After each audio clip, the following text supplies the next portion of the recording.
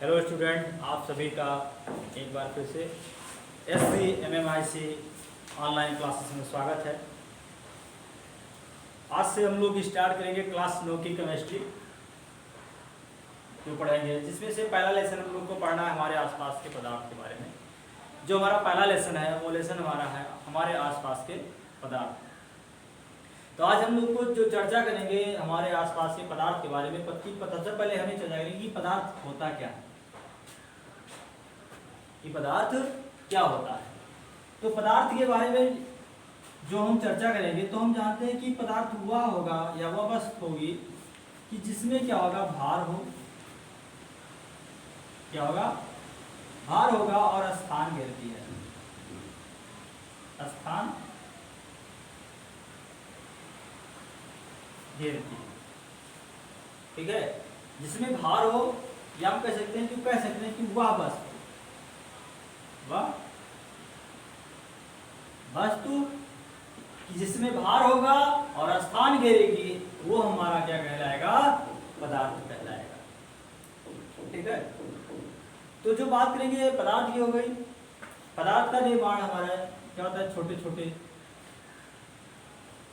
कणों से मिलकर होता है। पदार्थ का निर्माण जो होता है वो छोटे छोटे कणों से होता है मिलकर।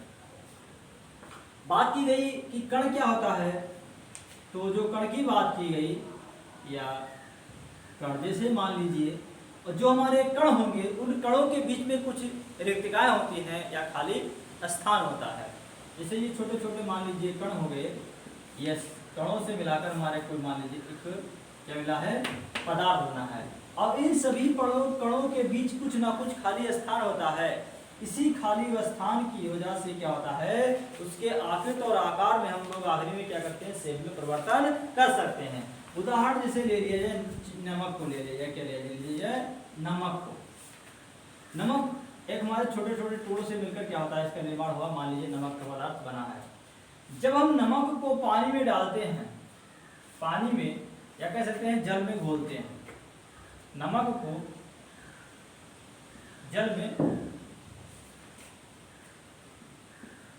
घोलने पर, नमक को जल में घोलने पर नमक की आकृति क्या हो जाती है, गायब हो जाती है। इससे सिद्ध होता है कि जो हमारे कण होते हैं, कण के बीच में कुछ छोटे छोटे स्थान होते हैं। इसी के कारण उनको जब किसी दूसरे पदार्थ में मिलते हैं तो उनकी आकृति क्या हो जाती है, गायब हो जाती है। तो बात हो गई पदार्थ की। अब पदार्थ के बारे में तो हम लोग समझ चुके हैं। उसके बाद हम लोग जो चर्चा करना है वो चर्चा करेंगे पदार्थ के प्रकार के बारे में, कि जो पदार्थ होता है वो किस प्रकार के या कितने प्रकार की होती है।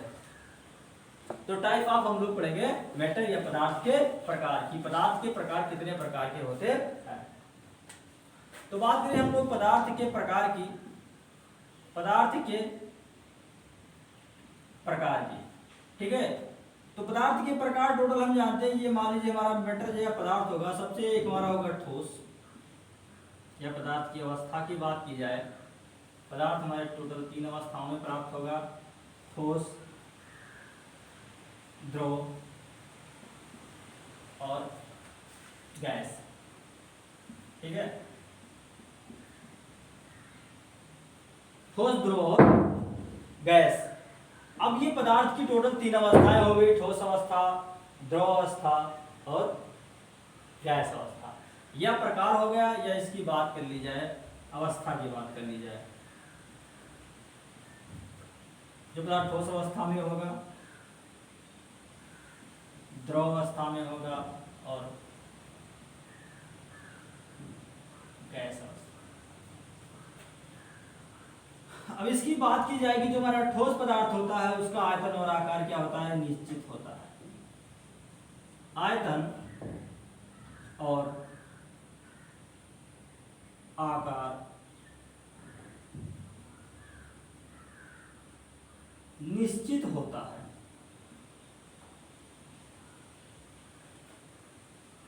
बात की जाए द्रव का, आयतन निश्चित होता है, आयतन निश्चित होता है,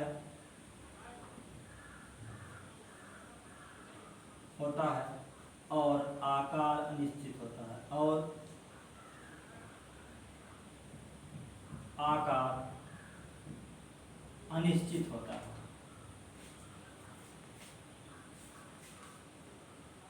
अनिश्चित होता है। बात की जाए गैस की, इसका आयतन और आकार दोनों अनिश्चित होता है। इसका आयतन और आकार दोनों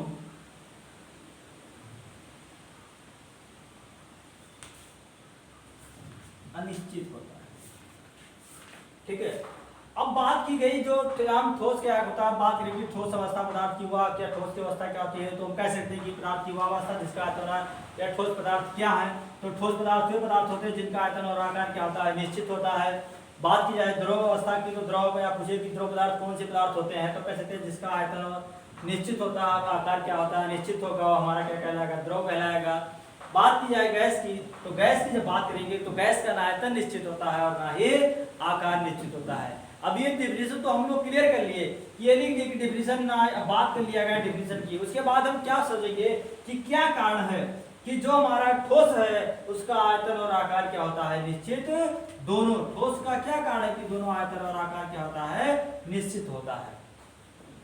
तो हम जानते हैं कि जो बात भी पहले की गई कि जो ये पदार्थ का निर्माण होता है उसके छोटे छोटे कणों से मिलकर होता है। तो जो इसके अवयवी कण होते हैं, इसके ठोस के जो अवयवी कण होते हैं वो बहुत पास पास होते हैं। ठोस पदार्थ के अवयवी कण बहुत पास पास होते हैं और इनके बीच प्रबल आकर्षण बल पाया जाता है।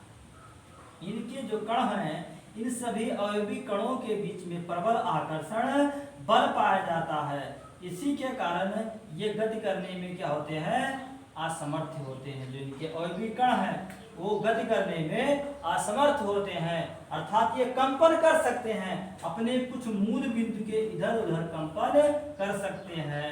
जैसे थोड़ा सा मान लीजिए ये कण है तो ये यहाँ से यहाँ तक आ सकता है, लेकिन जैसे इस कण को यहाँ आएगा धक्का देगा या पुनः अपना उसी स्थान को क्या कर लेता है, ग्रहण कर लेता है। तो इसी के कारण जो ठोस होता है उसका आयतन और आकार क्या होता है, निश्चित होता है। बात की जाए क्या इसकी आयतन की, तो जो गैस द्रव अवस्था होता है, द्रव का आयतन निश्चित होता है।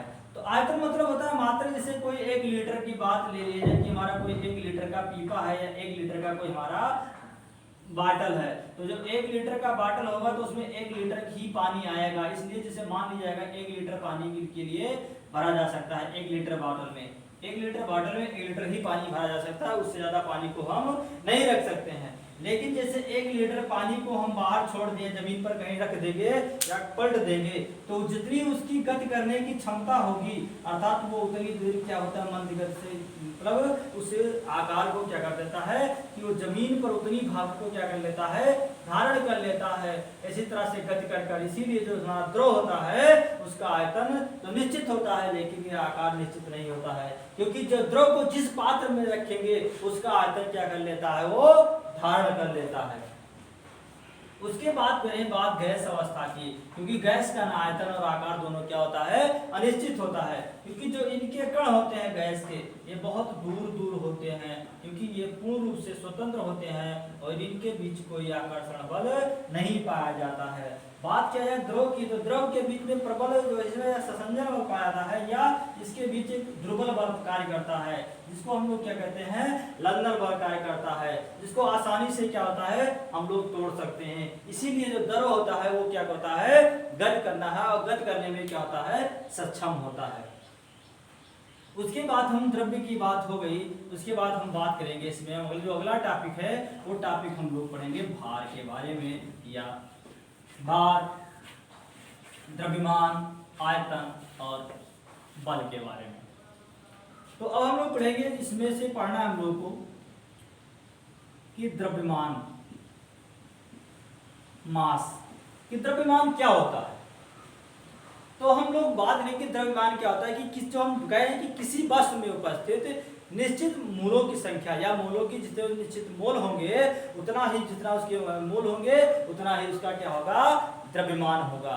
या कह सकते हैं कि जो उसके वास्तविक भार होगा उस वस्तु का वही उसका क्या कहलाएगा द्रव्यमान कहलाएगा। किसी वस्तु का वास्तविक भार ही उसका क्या कहलाता है द्रव्यमान कहलाता है। और उसकी बात करें कि जो भार होता है स्थान परिवर्तन करने पर भार में कोई परिवर्तन नहीं होता है, अर्थात भार क्या होता है अपरिवर्तनीय रहता है। उसके बाद द्रव्यमान क्या होता है अपरिवर्तनीय रहता है।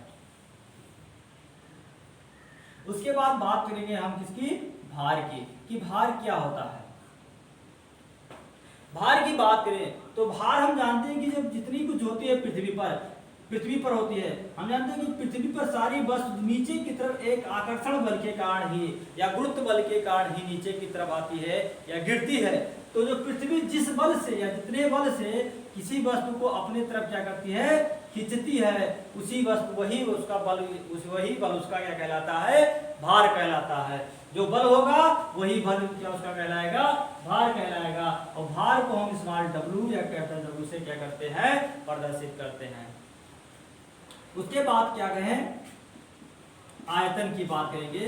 क्या होता है आयतन क्या होता है तो आयतन की बात करेंगे साधारण शब्द में कि आयतन किसी वस्तु का आयतन वह होता है कि जिसके वस्तु द्वारा या किसी वस्तु द्वारा धारण किया गया या छकाया गया स्थान या जितना स्थान वो धारण करता है या घेरता है वही उसका क्या कहलाता है आयतन कहलाता है। मान लीजिए ये बोर्ड का डस्टर किया जाएगा तो डस्टर जितने स्थान पर ये ग्रहण करता है बोर्ड का यही उसका क्या कहलाएगा आयतन कहलाएगा। इस डस्टर का क्या कहलाएगा आयतन कहलाएगा। उसके बाद बात करें हम बल की, किसकी बात करेंगे बल की या फोर्स की।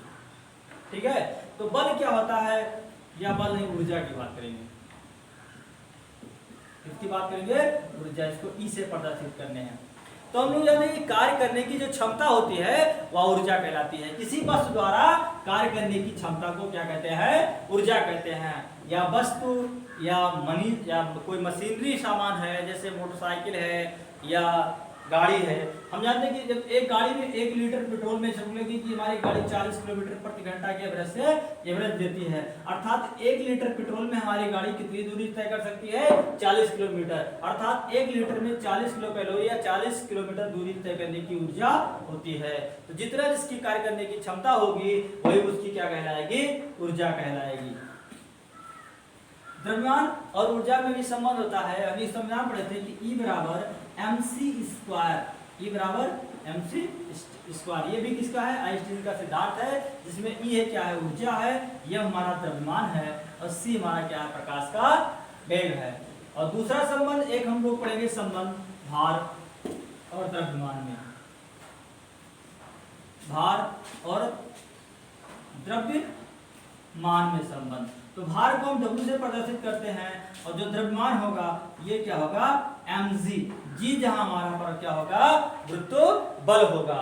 ये g हमारा पर किसका कार्य करता है गुरुत्व बल का कार्य करता है और g का मान 9.8 या न्यूटन प्रति मीटर होता है।